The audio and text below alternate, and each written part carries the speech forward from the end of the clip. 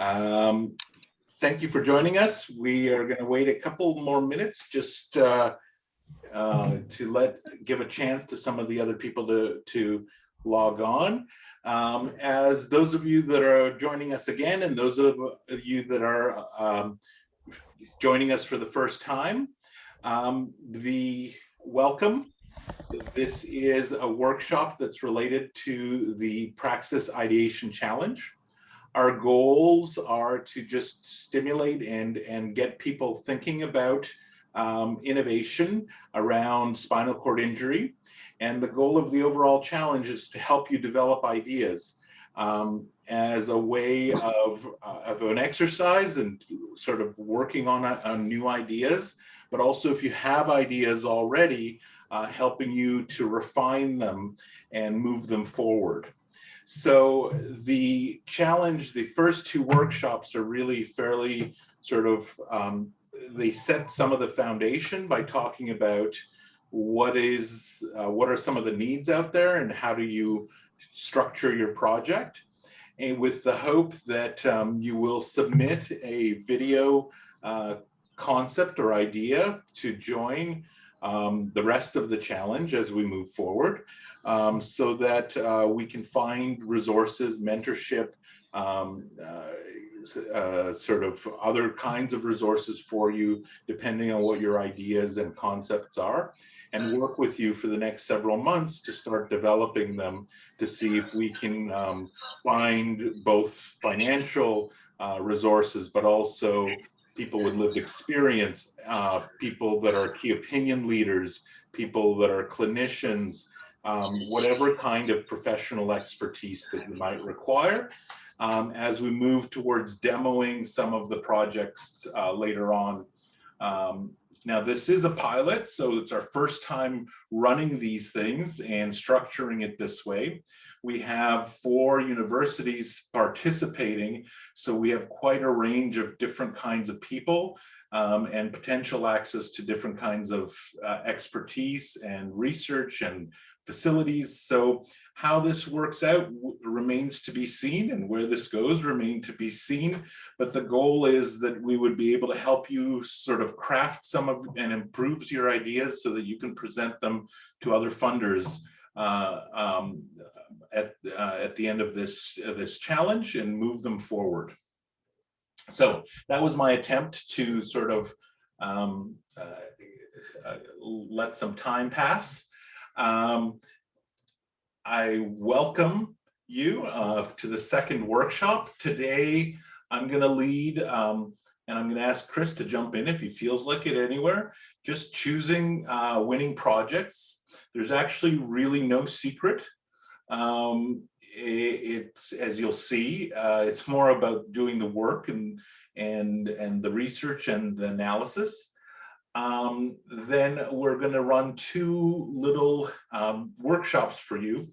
In the first one, we're going to ask you to start identifying the need that you're trying to address. So whether or not you could have no idea what you want to do, and in which case this is a good place to start and to ask questions and to find out what are some of the challenges with 2 of our facilitators that we'll introduce in a second. If, on the other hand, you do have a concept and a project in the works, it's your chance to try and verify, does that need really exist? One of the biggest challenges and why many projects and ventures fail is because they fail to read the market, read the pulse, actually read what the need is out there. So that's the approach today. And with that, afterwards, we'll look at concepts and problems and give you a chance to share where you're at or how to develop. And hopefully that will set you up to move forward towards a video pitch. So before we do quick introductions of our team, I'd like to invite Jillian to do our land acknowledgement. Thank you, Joseph. So our land acknowledgement, we acknowledge the land we are meeting on is the traditional territory of many nations, including the Mississaugas of the Credit, the Anishinaabeg, the Chippewa, the Haudenosaunee, and the Wendat peoples and is now home to many diverse First Nations, Inuit, and Métis peoples. We also acknowledge that Toronto is covered by Treaty 13 with the Mississaugas of the Credit. We also acknowledge that as we are a virtual meeting, that many others may be on different territory as well. So please take the time to reflect on and honor the Indigenous communities of your territories. Thank you. Let's play a little hot potato with our team here. My name is Joseph. I'm one of the people that's working on this pilot challenge and helping everyone out. To qualify myself, I teach translational research at the University of Toronto. I'm also the co-founder of the Health Innovation Hub, which is the Faculty of Medicine Accelerator. I mentor and work with students, translators, entrepreneurs, and just creative thinkers in trying to get them to think differently. And with that, I'm going to throw over to Zoya. Thank you, Joseph. I'm Zoya Retivala, and I'm one of the members of the PIC Challenge. I'm the Communications and Marketing Coordinator here. And otherwise, I work at the Translational Research Program, and to help genomics translation come to the fore, I work at Ontario Genomics, and I'd be happy to hear all your questions. And if you have anything you have to say, please use the chat bot, and we look forward to hosting you today. And I'll pass it to Jillian. Thank you, Zoya. My name is Jillian. I am the Business and Project Director for the Praxis Ideation Challenge. My background is in nursing, and I'm currently working towards my MBA with McMaster University. My interest is with regards to creating a space that allows for collaboration where health ideation and innovation can take place to better meet the needs of patient care outcomes. And so with that, I will pass it over to Julia. Hi everyone, I'm Julia. I'm going to be helping with technical support for the PIC Challenge. Other than that, I work with Medical Innovations Toronto, which is a translational research hub here in Toronto, and I work with Joseph on that. And then I don't know who I'm throwing the potato to, so. Alexis, do you want to introduce yourself? Great. Hi, thank you. My name is Alexis Chacoine. I have been living with a spinal cord injury at a quadriplegic level C6-7 for 21 years. Shocking. I don't know how the time has passed. I have a bunch of lived experience both with employment, with sport. I luckily had the ability to travel within Canada anyway for tennis, and they taught me a lot. Working full-time with employment, pre-injury and post-injury, segueing into now engagements about how to be more inclusive in the hiring and retention practices for businesses for people with disabilities. So pick my brain, see what you need. I've had to make adaptations myself all throughout this life, so I'm here to help and answer any questions I can help with. Terry? Hello, good afternoon, everybody. My name is Terry Thorson. I am here in North Vancouver, so acknowledging the Squamish Nation on the land that I reside on. I am also a person with lived experience. 24 years for me at also C6. I am a complete injury, so AISA.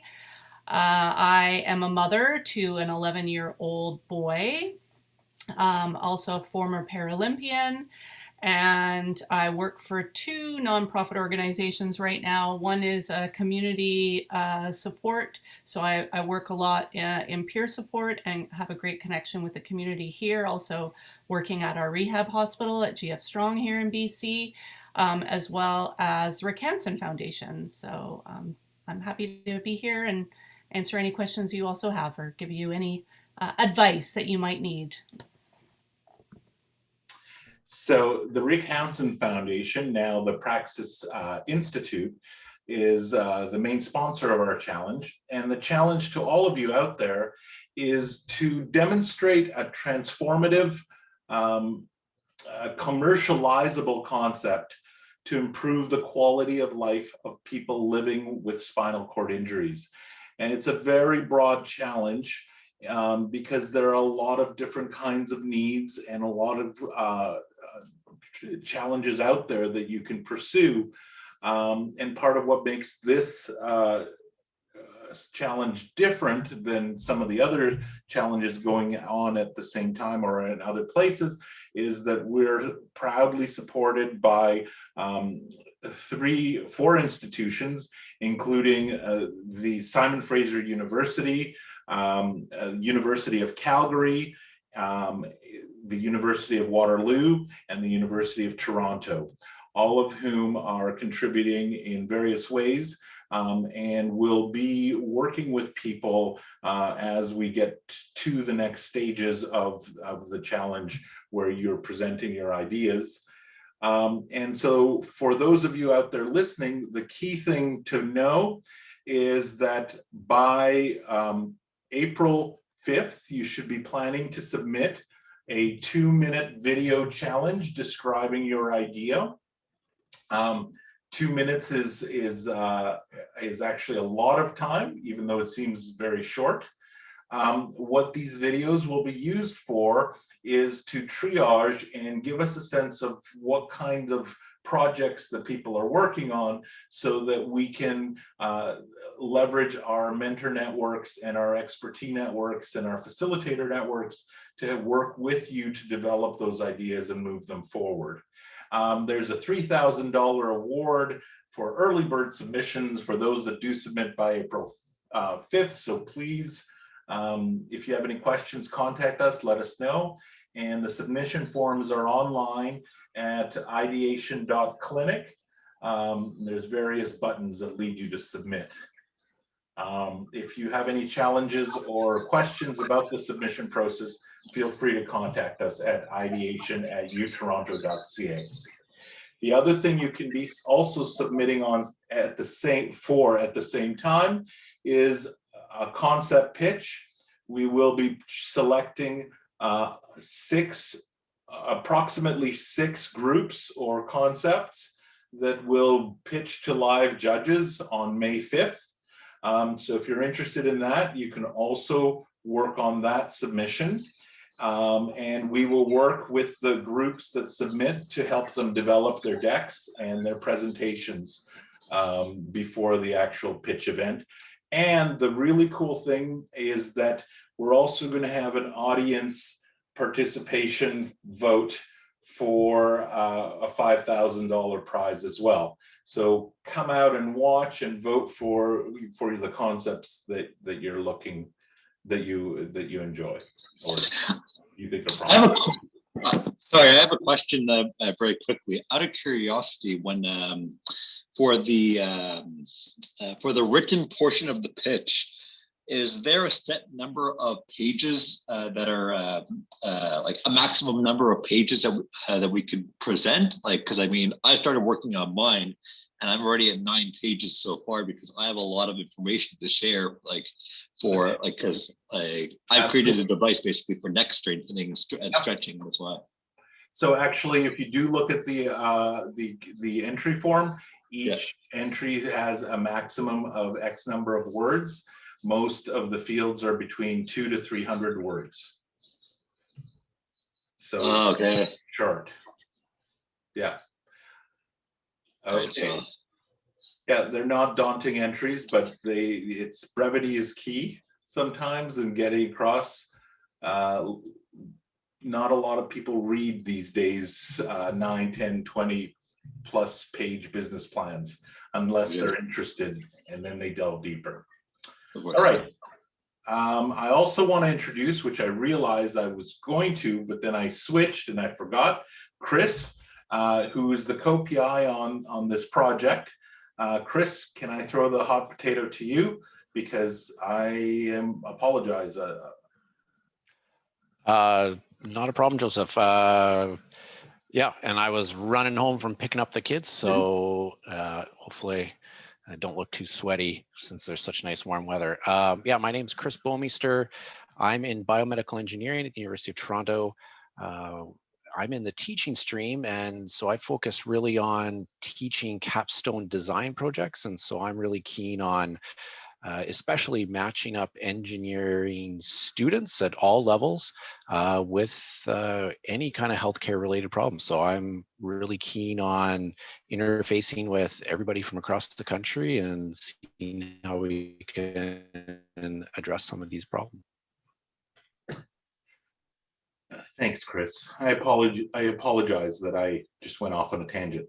So because I'm an old stuffy professor, I have a PowerPoint deck that I have assembled to present to you, and I'm looking at the time and it's already 3:23 Toronto time, which is not the center of the world. But I have maybe 30 slides, and I have no intention of having you sit through my talk and go through this, because I think the real value in this is to actually share ideas. So what I'm going to do is do a very high level point, and if those of you that are interested, we'll post these slides and we can have conversations on themes that are of interest to people participating. So one of the things that we're going to be exploring, and as this pilot develops, is we have actually a framework within which we are doing our discussions and working on ideation. And this is the ideation key, and it's really based on a number of different types of frameworks that we can talk later. We're starting at the gaps ideas to identify a need, those of you that are just joining us this week.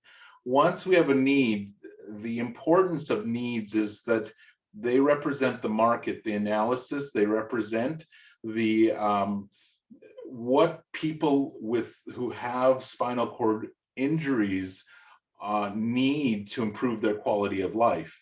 And from a human-centered design approach, it's very important, especially for healthcare and for care in general, that we start with people and we end with people.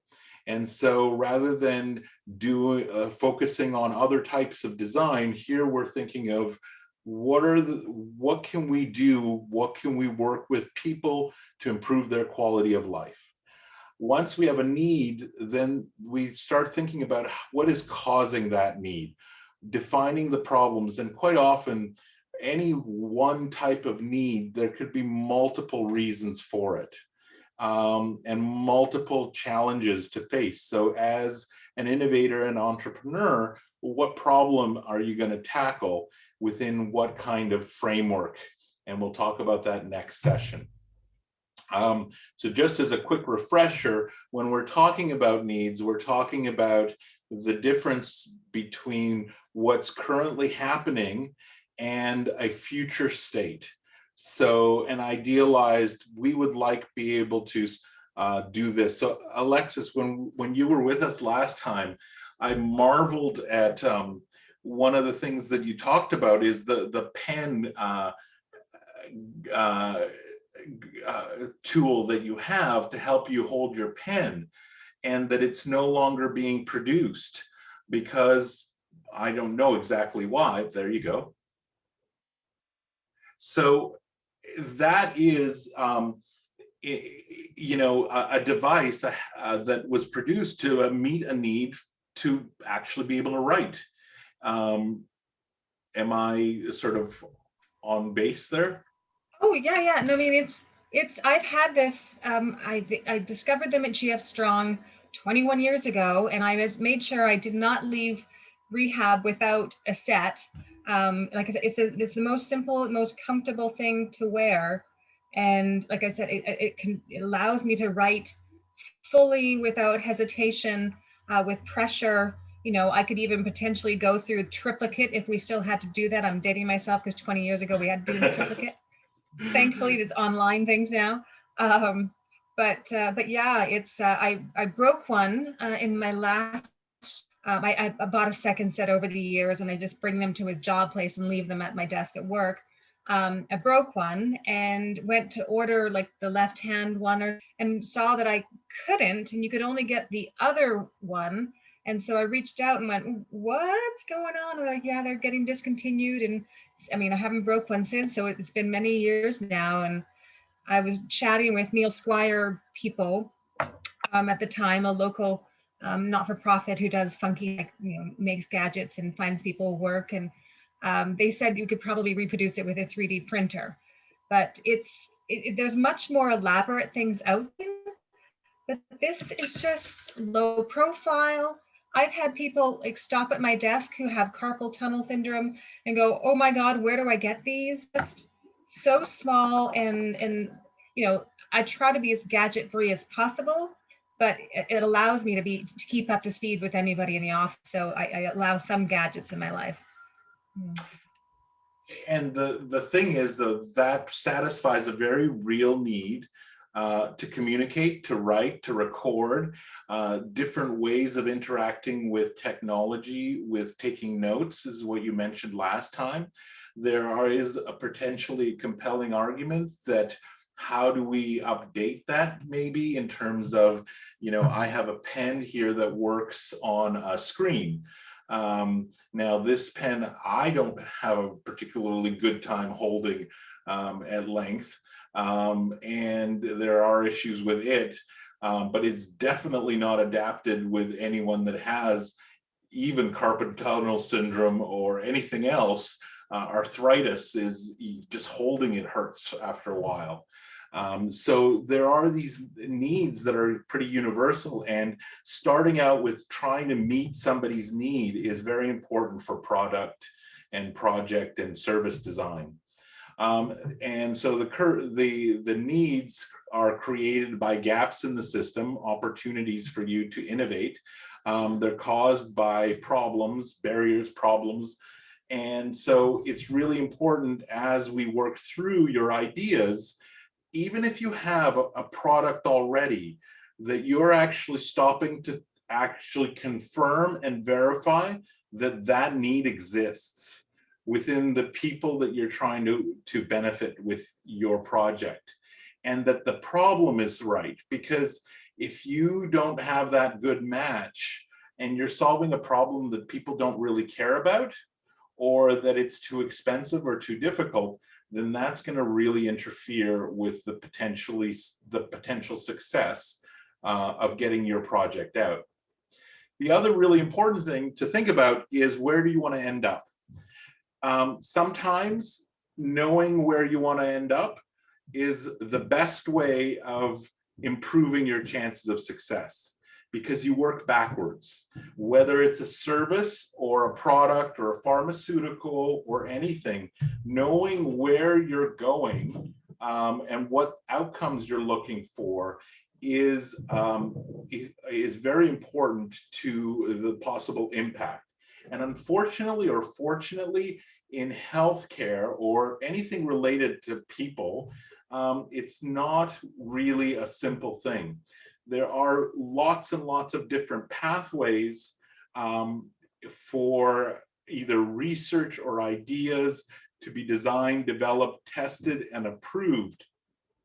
And going through all of these pathways, knowing the choices that you're going to have to make and preparing for them is absolutely essential for improving your chances of having a good, solid, winning project.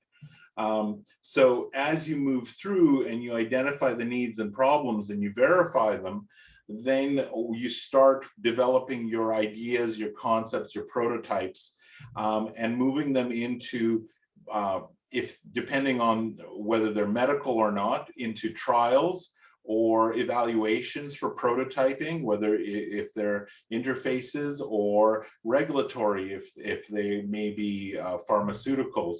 But then there's the transfer of knowledge, the implementation outside the lab or your design center within real life scenarios.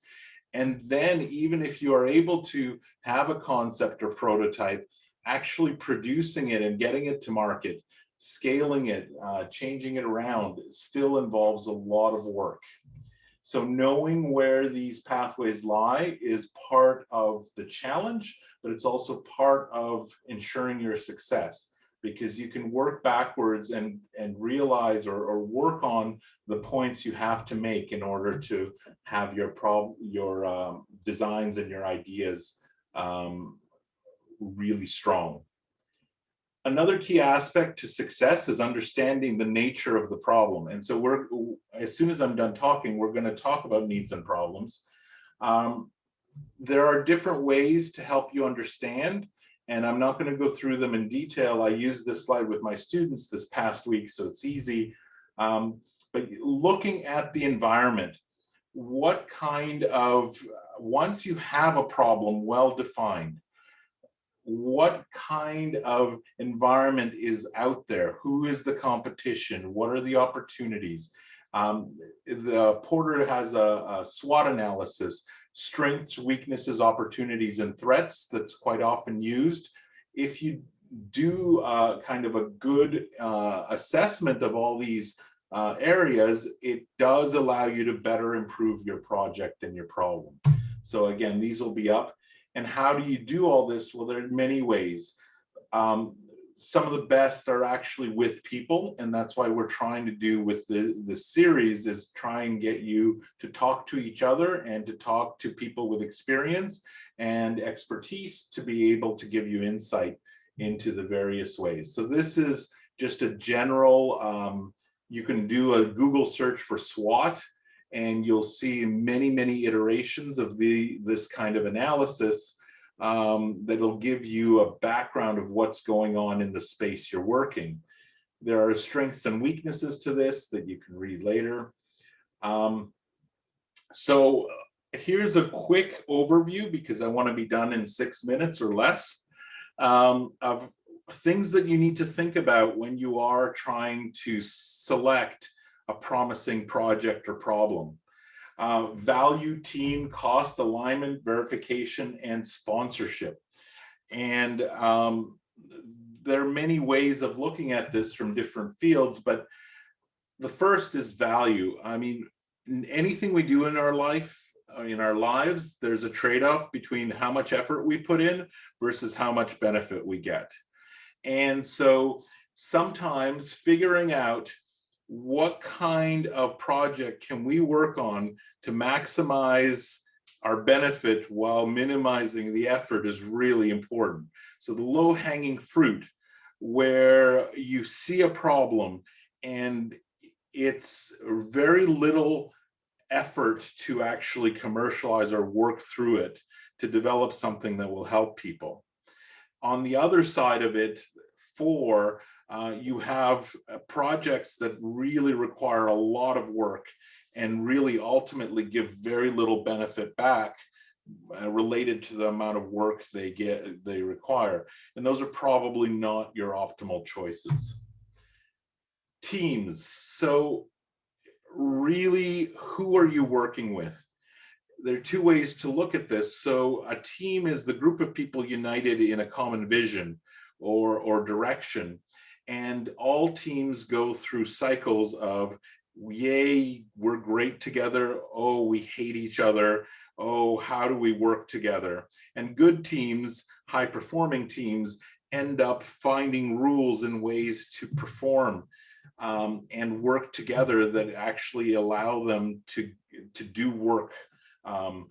So it's really important that you understand, if you are working with teams or with groups, if you're part of a network, it's likely a group of people that will be helping, but they don't share your values or core goals. And so they may not have the same input into what you're doing. Knowing who your team is, knowing what skills they have, and how you're structured is very important to the success of any project. This should go without saying, but when you're starting, figuring out how much money you'll need, whatever it is, add 20% at least. Things always take 20% longer and 20% more costly minimum. But knowing how much money you need is very important. Even if it is just, I will need $300-400 for advertising this in this space. But knowing that in advance helps you plan and helps you put things together. Fourth important thing is alignment. Alignment in terms of aligning your project to what people want and what people need to improve their lives, but also your own personal goals and passion.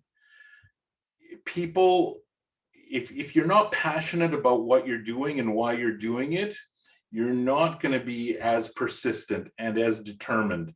You are not going to be pushing yourself to come up with new ideas. Does your idea have legs? So being able to actually come back to people that you are going to be the beneficiaries of your ideas and ask them, do they really want this? That is so absolutely important, because they are the people that are going to be involved. They're key stakeholders. They're going to be the ones that help interact with whatever you do. And without their input and involvement throughout the process, you're more likely to develop something that they don't want or need.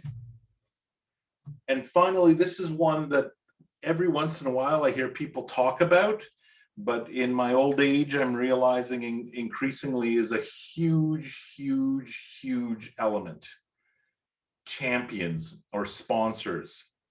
No matter what you do, no matter where you are, whether you're working in an organization or you're an entrepreneur, without having champions who are backing you, who are introducing you to people, who are facilitating your development and your work, it is so much harder to get anywhere. And these champions can be people that have lived experience. These champions can be experts in the field. They can be people with money, people with influence, networks. They can be people that just advocate for you. But without those people, without your acknowledging and fostering and creating those sponsors and champions of what you're doing, it is incredibly hard to be successful. And then I put together a little list of how you move forward in prioritizing your needs. You can sort of think about these 11 points as you're putting together your video ideas. And just ask some basic questions. Okay. Any questions, comments? 3:40, sort of got through it quickly. Does anyone want to chat about anything?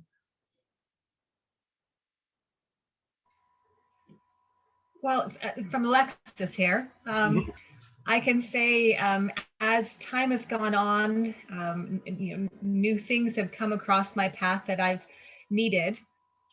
And then there's old things as well that are always standing, and things that are potentially not even doable because they're in a sense too ingrained in the natural process of things. And a couple of things I think about in my kitchen is that why does a microwave door only open so far? We have oven side opening doors that have swing away hinges. Fridge doors swing away all the way, 180. Microwave doors stop just past 90 degrees. Why? So access for everyone is a little bit cumbersome when you're trying to get into it. And then the pull-out shelves in fridges. There's not one perfect design for a fridge and somebody in a wheelchair. The big sales point is side by sides, which does work for me, but then doesn't work for other people. But I want more slide out pieces, and that would work for everybody, not just one, multiples, and then a new feature that I think both Terry and I face is the new electric front drives us now have on our wheelchairs. They are huge out there now. There's a whole posse of us. We're all, Pinky Tuscadero, we're all set up to go. But with our hands, our classic quad hands, the braking systems are not ideal. So we're looking at, we turn around to push on them, but then we still have to rev the gas. And I mean, this type of braking system I see on scooters, as people age and are using them. So good thought process to think about for lots of different disabilities, for braking systems on scooters and front drives. And these are things that are just off the top of my head, on my day-to-day life at the moment. And so, what would be really cool, and I don't know how we could possibly do this. Yeah, and I guess this is just an idea throwing it out. To be able to visit someone virtually in a kitchen or a context and be able to go through, like, I hear you with the microwaves. So it's a problem more than just for people with disabilities. It's also like just silly concept, because you have to put your microwaves in a particular orientation, otherwise you can't get at them. They can't be at the side of near a wall because you can't open. I don't understand why they don't have a swing away hinge. It makes no sense. And I imagine if we were to sit down and just walk through anything in a kitchen or any kind of area, there are these designs that are so poorly executed, that would be very interesting to look at, and to think about.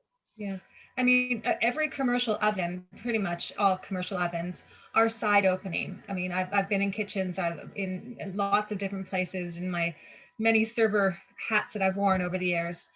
So why in our traditional kitchens at home do we have the pull down, that gets in the way of people, and so much more direct access if you have a side opening door, even if it's the French door opening, whatever somebody prefers. It's having hot device down at our feet, which you have to bend over and stick your head into. I'm like, I don't get it. Tasneem? Hi, I'm listening to a lot of these, great suggestions, and I'm wondering, maybe what we need is a way to have our voices heard with the manufacturers, because you can design all these great solutions, but really in the end, they have to be, we're talking about adaptations with existing, GE, refrigerators. What would it take for all the paraplegics, quadriplegics across Canada to write in a petition to all these manufacturers? We would like this to be improved. How much more seriously would they take the voices of people when it's amplified? So I'm just curious, whether it's all these microwave manufacturers, if they see a market for it and they hear that there's a need, wouldn't that cut the design process and actually make it more smoother and faster? Just throwing that out there. Yeah. It'd have to be a bigger group. Spinal cord injury is a unique disability. Let's say it's a smaller of sensors and MS, and we're a little less sexy out there when it comes to things like that. But the idea is, I mean, so far of the fridge, this is about making something work for everyone. It just so happens to would help me in my hands, but access to pull-out shelves, further pull-out shelves, or the opening doors, or it's just like universal design. Yeah, yeah, exactly. And I think that what we need to do as a group is to, one potential, I don't know, would this count as a solution to what you're looking for in this series, as a way to harness the collective voice of people with different abilities to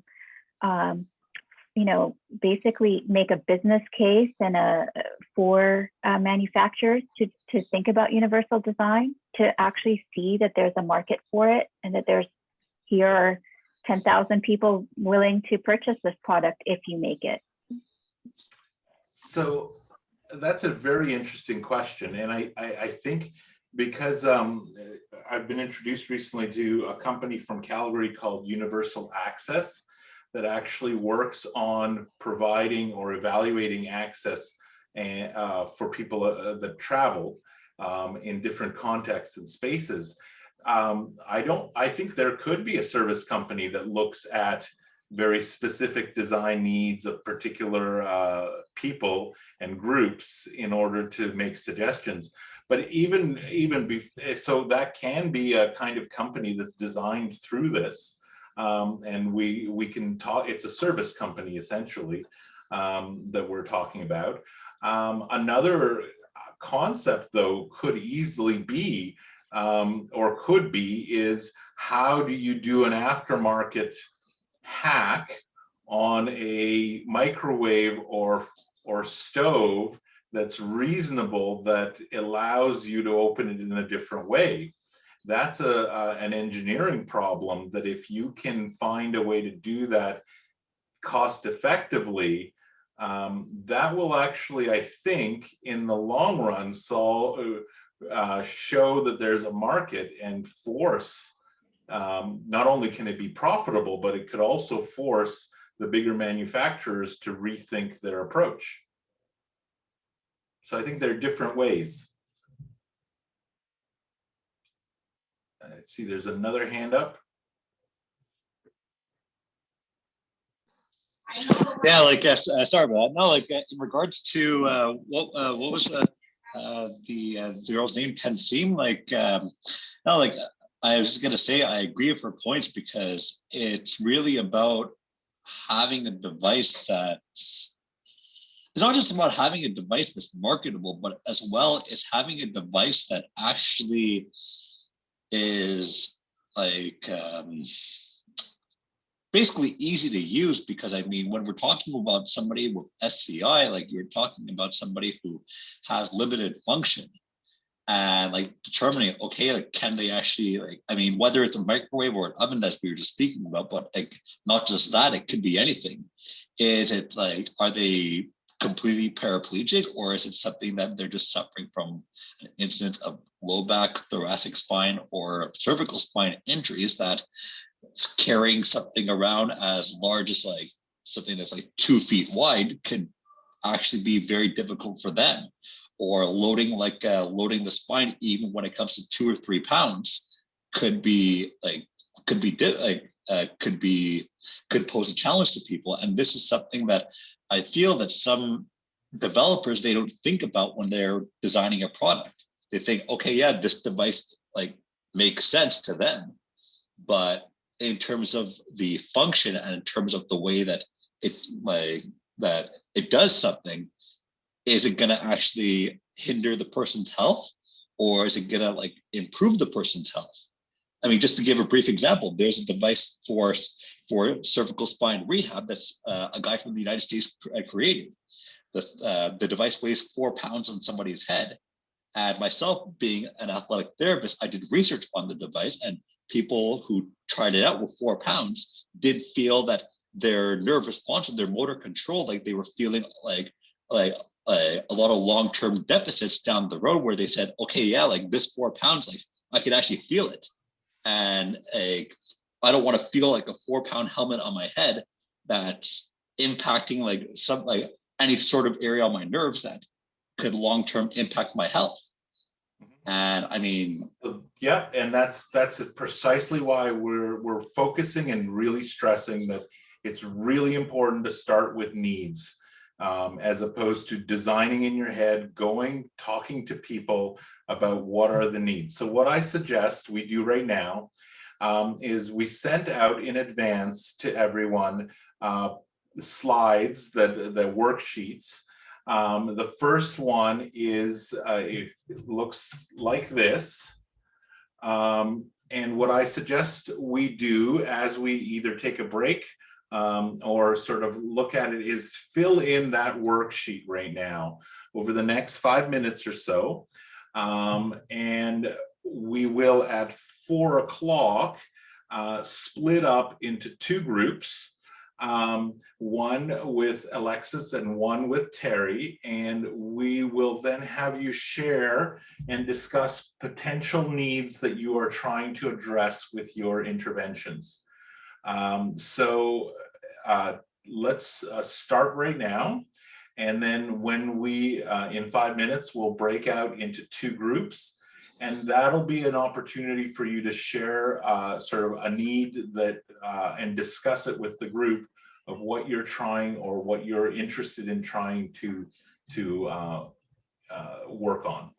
Sorry, Joseph, where's the worksheet? I had sent it out. Maybe if we can resend, may I ask Zoya and or anyone else that knows where it is to send out the. Yeah, just give me a minute. I'm on it. Thank you. It looks just like this. So if you have a venture name already, great, put it down. If you don't have a venture name, pick something. Anything that you find fun, it's a working title, just so you know what your project is going to be about. If you have a group of people that you're working with in your team, put down your team members' names. If you don't, think about who you'd like to have in a team. What kind of skills might you need? What kind of people would you like to work with? And then in one sentence, and this is the challenge, what need are you trying to address? So the need can be as complicated as you want in terms of the sophistication of what you're trying to do, or as simple. For example, find a way to allow someone who has challenges with their hands to write or communicate effectively. It's a very universal need.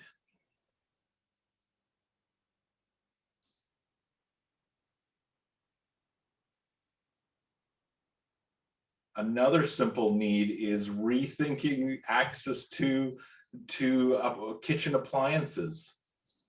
How do you rethink access?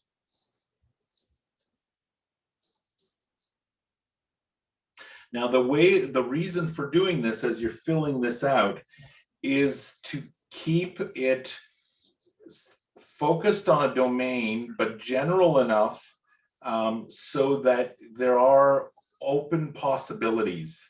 When we do this kind of ideation work, it's really important not to fixate on what you think your solution is, because that's the bias that you need to unlearn, that you need to be able to work with people with lived experience or opinions, that they can tell you whether there may be different approaches.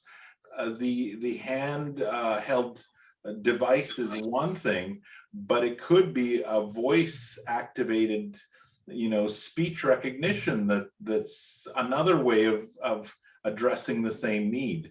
So it's really important not to close off opportunities to different ideas to address those issues. Chris, how do you handle this with your students?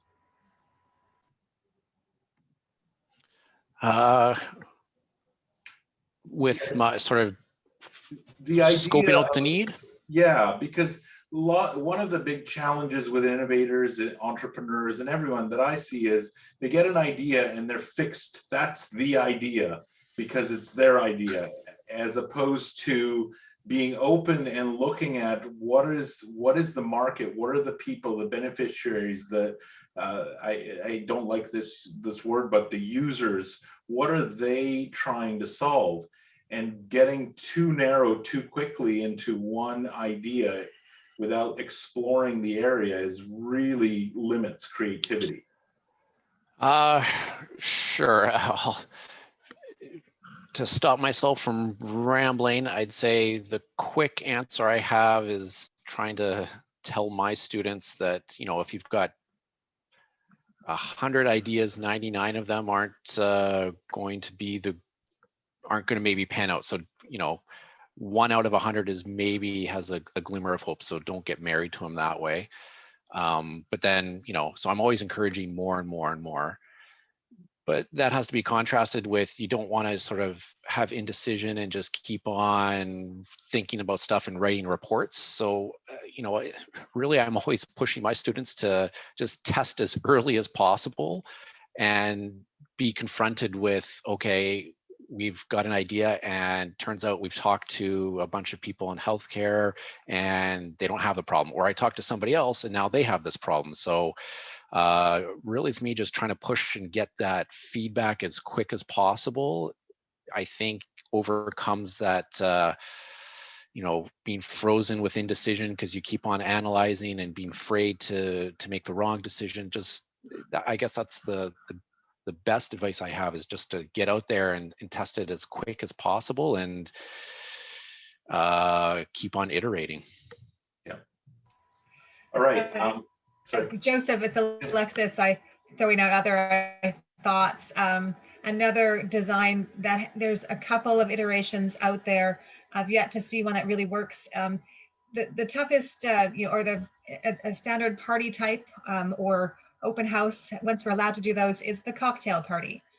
But when you're in a wheelchair and trying to balance a plate and a wine glass, and you have funky hands, it's not the easiest process. You end up sitting in one spot and you don't really get to mingle as well, or you can mingle but can't drink your wine at the same time.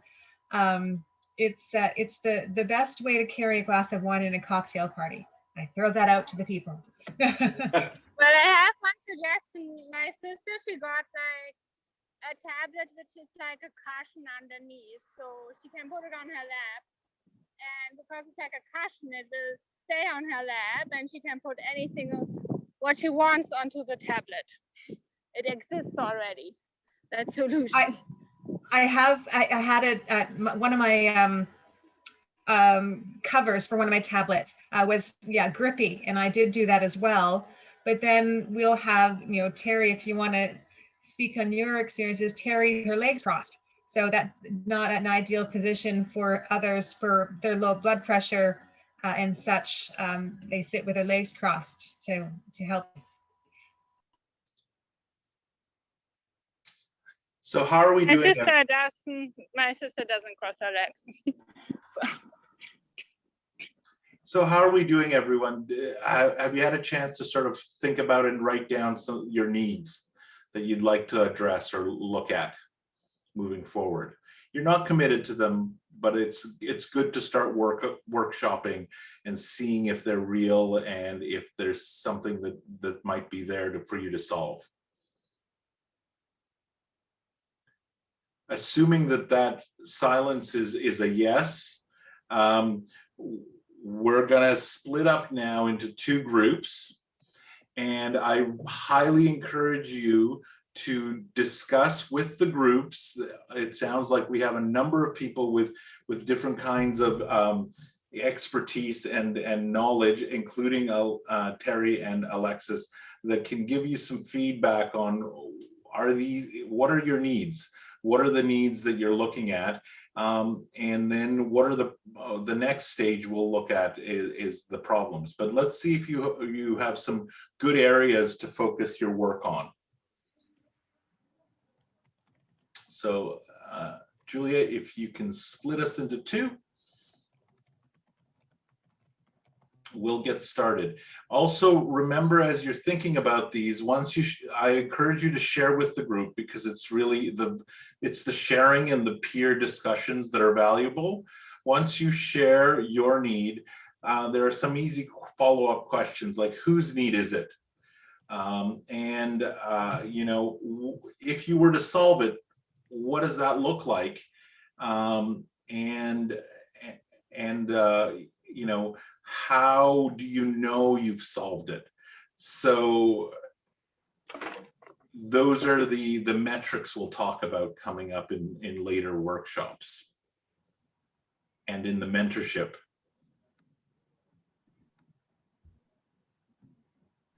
All right, so we'll take about 20 minutes for this, but really take some time to share your needs and discuss them.